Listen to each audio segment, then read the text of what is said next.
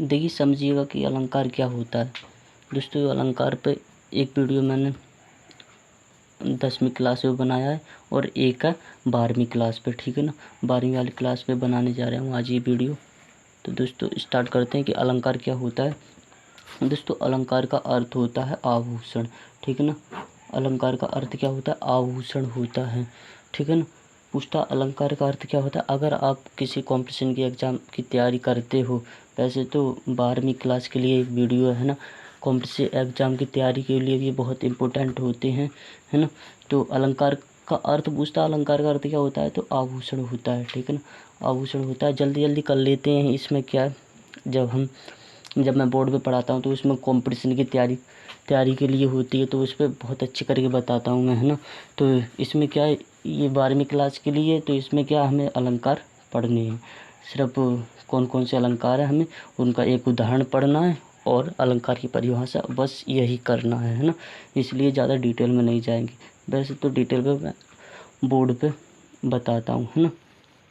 तो स्टार्ट करते हैं दोस्तों। परिभाषा जैसे अलंकार का अर्थ पूछता है तो अलंकार का अर्थ क्या होता है, आभूषण होता है। तो अलंकार क्या होता है, तो सभी जानते हैं, काव्य में शोभा बढ़ाने वाले शब्दों को अलंकार कहते हैं, ठीक है ना। काव्य में शोभा बढ़ाने वाले शब्दों को क्या कहते हैं, अलंकार कहते हैं, है ना। और अगर आपसे पूछता है जो अलंकार होता है ये किस धातु से बना होता है, अलंकार जो किस धातु से बना होता है, तो याद रखना ये जो अलंकार होता है, ये जो अलंकार होता है किससे बना होता है, तो ये आलम धातु से बना होता है। किससे बना होता है, आलम धातु से, ठीक है ना। किससे बना होता है, आलम धातु से बना होता है। ये किससे बना होता है, आलम धातु से बना होता है ना। अलंकार दो प्रकार के होते हैं, है ना। अर्थालंकार होता है और शब्दालंकार होता है। यहाँ शब्दों के आधार पर शोभा बढ़ाई जाए वहाँ पर शब्दालंकार होता है। अर्थों के आधार पर जहाँ शोभा बढ़ाई जाए वहाँ पर क्या होता है, अर्थालंकार होता है, ठीक है ना। शब्दालंकार और अर्थालंकार पूछेगा। अलंकार दो प्रकार के होते हैं, है ना। जैसे अनुप्रास अलंकार क्या होता है, तो वर्णों की आवृत्ति, जहाँ अनुप्रास अलंकार क्या होगा, जहाँ वर्णों की आवृत्ति बार बार हो तो वहाँ पर क्या हो, अनुप्रास अलंकार होगा। जैसे एक वर्ण बार बार आए, जैसे आप किसी कॉम्पिटिशन एग्जाम की तैयारी करते हो, है ना, तो वहाँ पर पूछेगा कि जिस अलंकार में वर्णों की आवृत्ति बार बार हो तो उसे क्या कहते हैं, तो अनुप्रास अलंकार भी कहते हैं। जहाँ एक वर्ण बार बार आए, जैसे रघुपति राजा राघव राम, जैसे रघुपति राजा राघव राम। देश देख रहे हो आप, रा और रा, जैसे रघुपति में रा पहले आया है, राजा जैसे राजा में रा पहले आया है, राघव में पहले आया है, जैसे राम में पहले आया है। तो इसमें क्या हो जाएगा, जहाँ एक वर्ण बार बार आए या व्यंजन एक बार आए तो वहाँ पर क्या होगा, अनुप्रास अलंकार होगा। जैसे अनुप्रास अलंकार के बहुत उदाहरण है ना। अनुप्रास अलंकार के बहुत उदाहरण है। जैसे इसमें आप ये भी लग सकते हैं, जैसे तनिजी तनुजा तट तमाल तरुहर बहुछाय, ये भी लग सकते हो। जैसे ता एक बार आया, ता यहाँ आया, ता यहाँ पर आया, ता यहाँ पर आया और ता यहाँ पर आया, है ना। तो ये भी हो जाएगा तनिजी तनुजा तट तमाल तरुहर बहुछाय, है ना। तो यहाँ पर कौन सा अलंकार है, अनुप्रास अलंकार हो जाएगा। आगे चलते हैं। यमक अलंकार क्या होता है।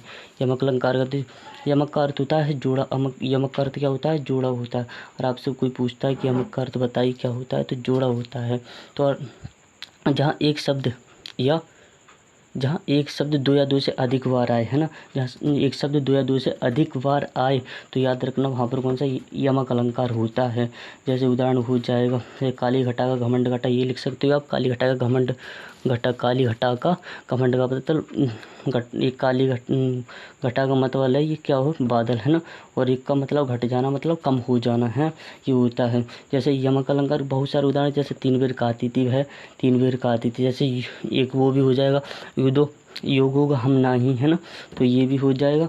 और वह तीन बेर खाती थी, वह तीन बेर खाती थी। और एक आपने सुना होगा, जैसे कनक कनक ते सौगुनी अधिकता अधिकार जो खाए वो बो रहा है ना। तो वो भी हो जाएगा। तो कनक का अर्थ यहाँ पर दो बार होता है, एक होता है धतूरा होता है, एक सोना होता है। और यहाँ पर काली घटा घमंड घटा, या आप ऐसे लिख सकते हो, ठीक है ना। समझ में आ रहा है ना। यमक अलंकार हो गया। इसमें कौन सा भी उदाहरण लग सकती हो आप, या तीन बेर खाती थी, वह तीन बेर खाती थी, वो भी लिख सकते हो, है ना, ये हो जाएगा। या वो कनक वाला लिख सकते हो आप, या ऐसे लिख सकते हो काली घटा का घमंड घटा, ये बहुत सही है, ये भी लिख सकते हैं। आगे चलते हैं। अब देखिए श्लेष अलंकार क्या होता है। श्लेष अलंकार, श्लेष अलंकार मतलब श्लेष का अर्थ क्या होता है, चिपका होता है। श्लेष अलंकार जिस शब्द के एक से अधिक अर्थ हो, मतलब कोई शब्द जहाँ एक शब्द आए है ना, जहाँ एक शब्द आए और उस शब्द के क्या हो, एक ही शब्द के अनेक अर्थ हो। ये याद रखना, एक ही शब्द के क्या हो, अनेक अर्थ हो। आपसे पूछेगा कि एक ही शब्द के अनेक अर्थ हो तो उसे क्या कहते हैं, तो उसे क्या कहते हैं, श्लेष अलंकार कहते हैं। जैसे मंगन को देख पट देत बार बार, जैसे मंगन को देख पट देत बार बार, यहाँ पट के सब, पट के कई अर्थ हैं, है ना। एक होता है पट माने बस्तर भी होता है, तो यहाँ पर या ऐसे लिख सकते हो आप, मंगन को देख पट देत बार बार, तो ये किसका उदाहरण हो जाएगा, श्लेष अलंकार हो जाएगा, है ना, श्लेष अलंकार हो जाएगा, है ना। अब देखते हैं उपमा अलंकार क्या होता है। तो उपमा का अर्थ क्या होता है, सादृश्य होता है। उपमा का जल्दी जल्दी क्लियर कर लेते हैं, हमें क्या है इसका एक परिभाषा लिखनी है इसकी और एक उदाहरण, बस यही तो है। वैसे तो बहुत भीतर जाएंगे अलंकार में, तो काफ़ी है इस अलंकार में देखेंगे तो, जिस दिन मैं बोर्ड पे बताऊंगा शॉर्ट से, है ना, शॉर्ट से तो काफ़ी है। कॉम्पिटिशन की एग्जाम की तैयारी करते तो अलंकार के बारे में बहुत सारे अलंकार होते हैं, है ना। तो उपमेय की, जहाँ उपमा अलंकार क्या होता है, जहाँ उपमेय की तुलना किससे किया, उपमान से की जाए, है ना।